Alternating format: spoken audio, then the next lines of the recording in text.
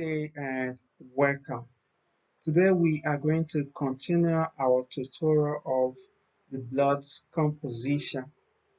High on our agenda today is a group of cells or form elements that are referred to as the soldiers of the body. Why do I call them like that? You will get to know by the end of this tutorial. For today, we are going to look at the white blood cells. So our focus for this tutorial will first have an overview of the white blood cells, telling you what it is or what they are, and we will look at the types of white blood cells. That's the granulocytes and the agranulocytes. Also, we will, by the end of this tutorial, provide you with some pre-teasing questions to evaluate your understanding of this tutorial. So I ask that you stay tuned and watch this video to the end. Just one last request before we start.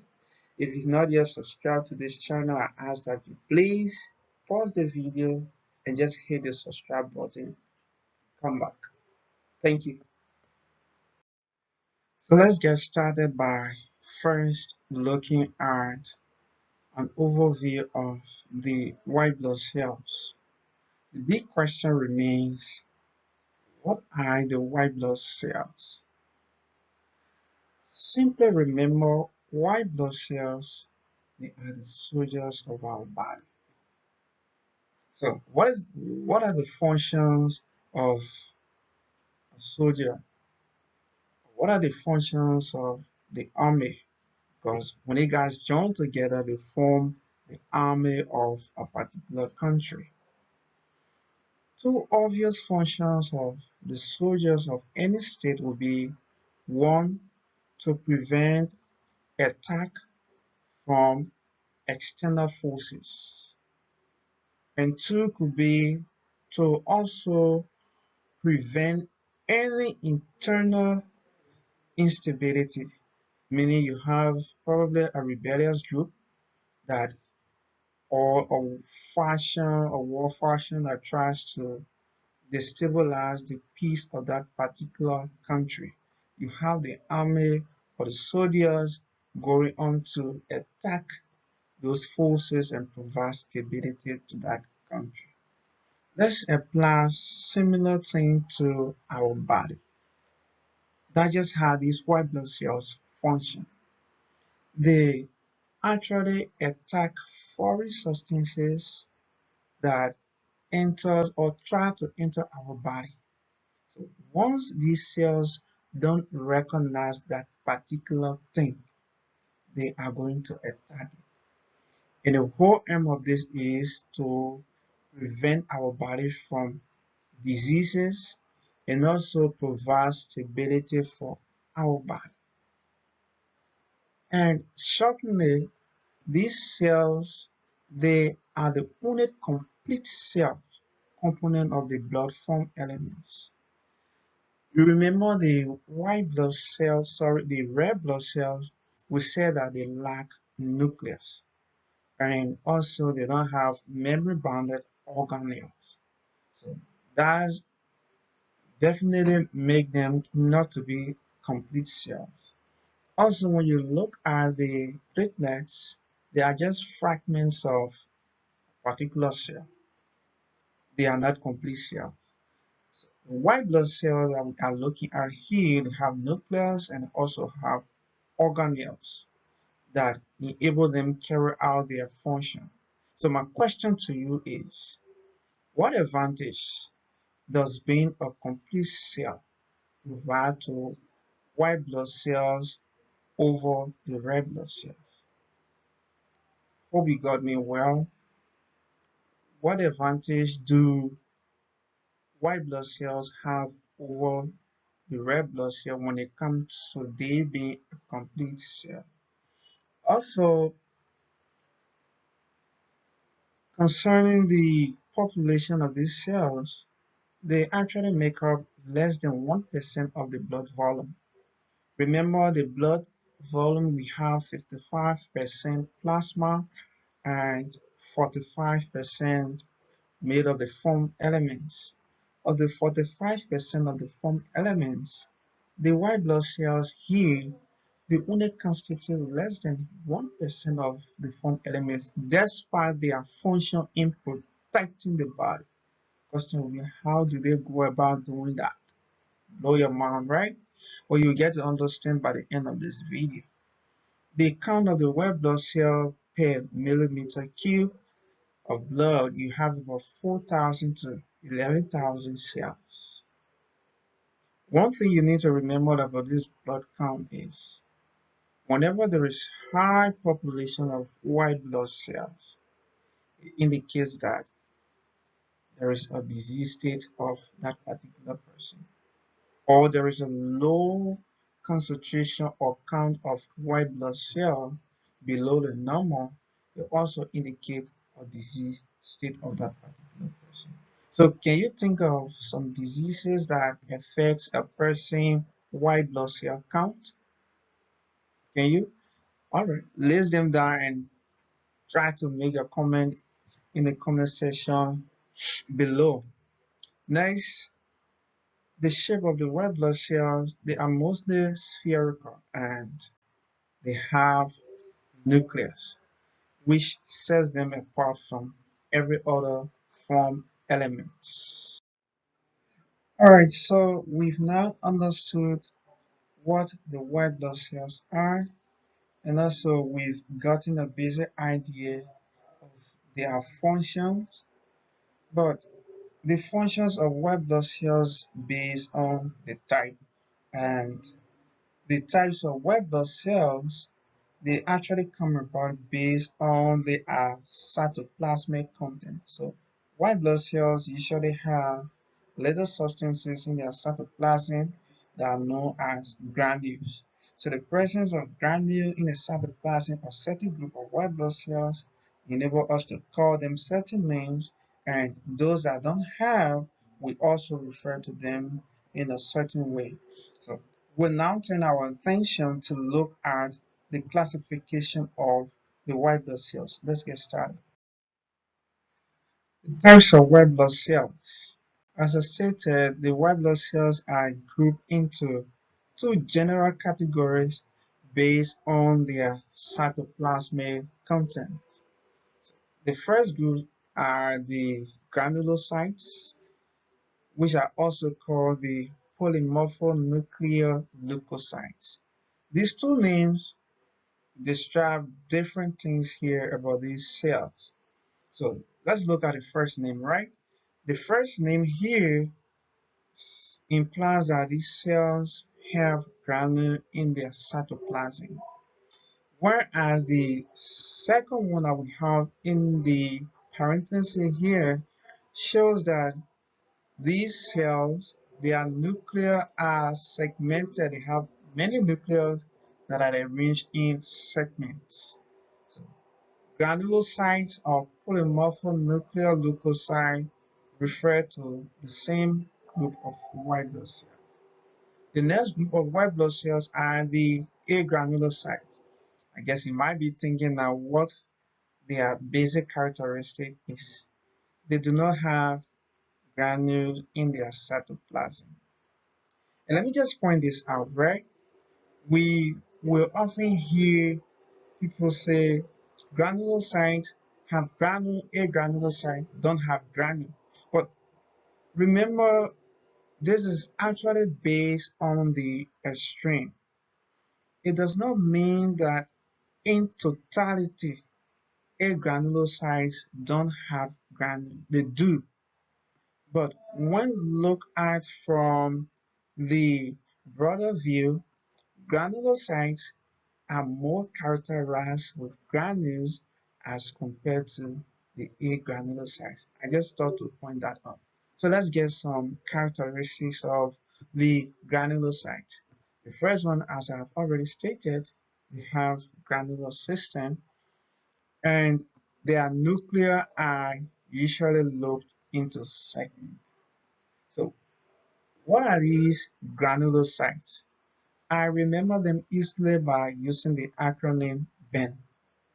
Then, as in someone, as someone, then, and for that we have the basophils. Also, we have the eosinophils, and lastly, we have the neutrophils. These are the three groups of granulocytes. Let's look at the other group of white blood cells. That's the agranulocyte. They lack granular system. That's the obvious thing. Remember, they have granules in their cytoplasm, but we are taking these on the extreme. Also, they are mononucleated. They only have a single nucleus as compared to the polymorphonuclear leukocytes that have more than one nucleus that are segmented together. So what are the agranulocytes? There are two. We have the monocytes and also we have the leukocytes. So those are the two broad categories of white blood cells and the subtypes that are found in those categories. We'll now turn our attention to look at each of these types of white blood cells. We will begin with the granulocytes. And first on our list here is the basophils. So what are the basophils? The basophils have their own specific characteristics, which we are going to look at here. Firstly, as you can see, they have granules in their cytoplasm, which justify they being called granulocytes. So the basophil, they have large blue or purple black cytoplasmic granules. So when observed under microscope after being stained, you'll notice that of the white blood cells, the basophil will present you this color of their cytoplasm. And their nucleus, they usually have two lobes are segmented, right? Two lobes of nuclei. However, because of their cytoplasmic concentration of granules, their nuclei might not be viewed very well, as you can see from the image here. You can barely recognize that these are two lobes of nuclei because you have so many cytoplasmic granules here. Next, we have the basophil functioning in inflammatory and allergic reaction. So these cells, they are similar to the mast cell, meaning they are capable of releasing histamines, which are chemicals that might initiate an allergic response or increase an inflammatory reaction. So these cells they function, and also when it comes to the basophil, they are the least populated kind of white blood cells. So you have about 20 to 50 cells per millimeter cube, not that much. And lastly, the lifespan of these cells, they survive for about few hours or days. So these cells, they don't stay permanently in the blood, but rather they come about based on their need, right? And afterward, they get wiped out. The next group of cells that we will turn our attention to now are the eosinophils. These cells, they, as we can see, their cytoplasm here is different from that of the basophil. So usually their cytoplasm appears to have red granules, whereas the basophil we saw here, they have the blue and purple black granules.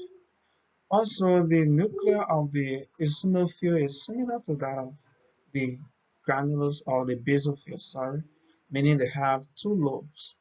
And when it comes to their function, the eosinophil usually are involving killing of parasites, parasitic reaction, and also they are involved in the presentation of antigens. So they detect foreign substances and present those foreign substances to our lymphocytes for proper degeneration or attack of that particular foreign pathogen. And next, the cells, they also help in inactivating the inflammatory chemicals that usually gets accumulated due to an allergic reaction. So you see, these cells are very much indeed important.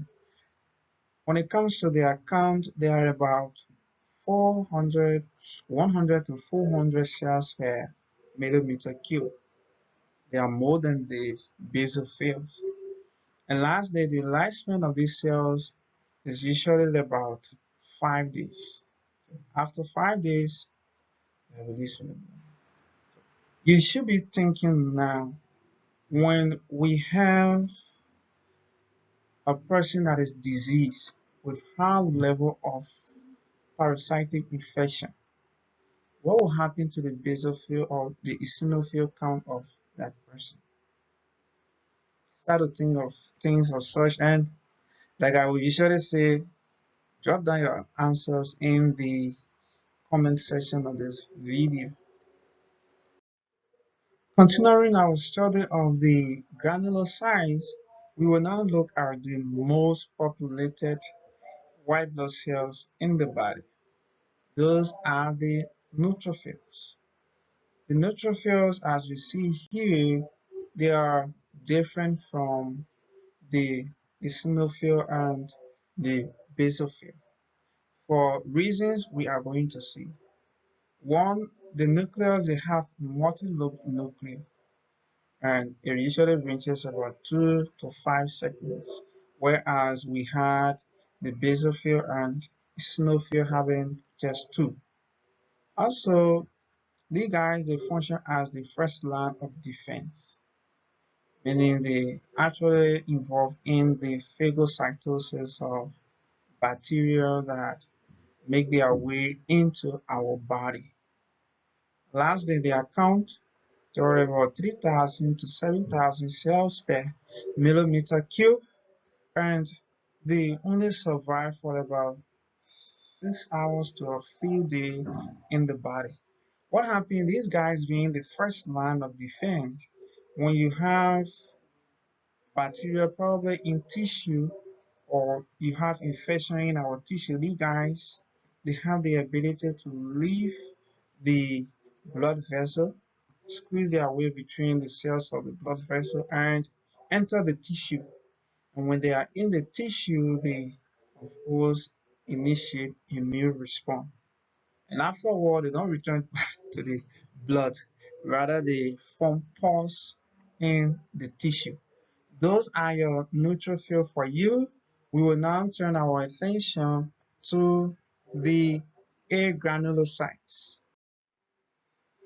So your agranulocytes, these are cells, as we stated, that don't have predominant granules in their cytoplasm. The first here on our list is the monocyte. As you can see, they happen to be the largest of white blood cells. These monocytes, they have single nuclei that are usually in the shape of a kidney. Some will say they have kidney shape and or sometimes a U shape. And these cells, their cytoplasm usually appears gray blue when viewed under microscope. And lastly, they account for about there are about 700 to 100 to 700 cells per millimeter cube, sorry, and these cells usually survive for months. What happened? The monocytes that we see here, they have the ability to migrate into tissue. And when these cells migrate into tissue, they form what we call macrophages. So monocytes in the blood and macrophages in the tissue. And these cells can have different names based on their location in different organs, which we might not delve deeper into. But when these cells are in the central nervous system, we call them the microglia, right? In the kidney, you will hear them referring to them as the corpus cells, or in the bone or so, you hear them being called osteoclasts and so forth. But however, their primary function, they carry out phagocytosis, just as neutrophils do. So the next group of cells are the lymphocytes. These cells, they basically don't have that large shape, and they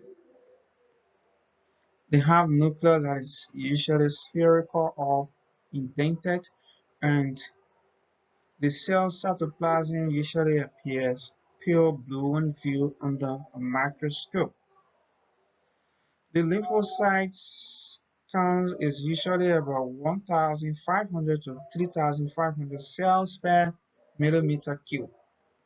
And lastly, the function indirect or indirect antibody-mediated immune response. Mind you, these cells, you have two types. You have the B lymphocytes and you have the T lymphocytes. They have their own function. In future tutorials, we might go deeper into the immune system and better understand how these cells work hand in hand to provide the protection that our body needs. So that is it for today. Our questions for the day. Remember, for all of these questions, you can state your comments in the comment section of this video and I will look them up. And of course, if you already have better idea of this, you can help in the correction and checking of those questions. The first question says, a patient blood was analyzed and it occurred that his neutrophil count was higher than normal. What will you suspect? Just from this tutorial, you should be able to answer this question. Our next question is during a parasitic infection, which white blood cell count will be high? Mm. And in the third question, in a simple term, leukemia or leukocytopenia describe which white blood cell state. You remember? And lastly, are white blood cells actually white? Is it white blood cell? White blood cells. Are they white? Put down your comments in the comment section below and I'll be looking forward to seeing that. Join us next time for our next tutorial, which we are going to look at the last form element of the blood. What are they? Platelets. Thank you very much.